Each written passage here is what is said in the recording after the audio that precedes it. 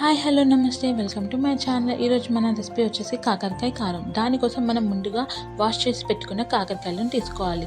తర్వాత వాటిని మనకి నచ్చిన షేప్లో కట్ చేసుకోవాలి. ఇప్పుడు స్టవ్ మీద ఒక కడాయి పెట్టుకొని డీప్ ఫ్రైకి సరిపడా ఆయిల్ పోసుకొని ఆయిల్ బాగా వేడయ్యాక మనం ముందుగా కట్ చేసి పెట్టుకున్న కాకరకాయలను ఆ ఆయిల్లో వేసుకోవాలి. కాకరకాయలను బాగా కలుపుతూ అవి కొంచెం కలర్ చేంజ్ అయ్యేంత వరకు వేగనివ్వాలి. ఇప్పుడు అదే ఆయిల్లో మనకి కావాల్సినంత ఆయిల్ని తీసుకొని అందులో మనకు కావాల్సిన పోపు దినుసులను వేసుకోవాలి. అవి వేగేలోపు మనం వెల్లుల్లిని కచ్చపచ్చగా దంచుకొని ఆ మిశ్రమాన్ని కూడా ఆయిల్లో వేసుకోవాలి. కొంచెం వేగాక అందులో 2-3 ఎండుమిరపకాయలు, కొంచెం పసుపు యాడ్ చేసుకోవాలి.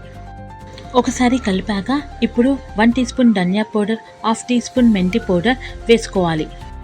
1 స్పూన్ కారం అండ్ రుచికి సరిపడా ఉప్పు వేసుకోవాలి. స్టవ్ ఆఫ్ చేసి మనం ముందుగా వేయించి పెట్టుకున్న కాకరకాయలను ఇందులో వేసుకొని బాగా కలపాలి. ఎంతో రుచికరమైన కాకరకాయ కారం రెడీ.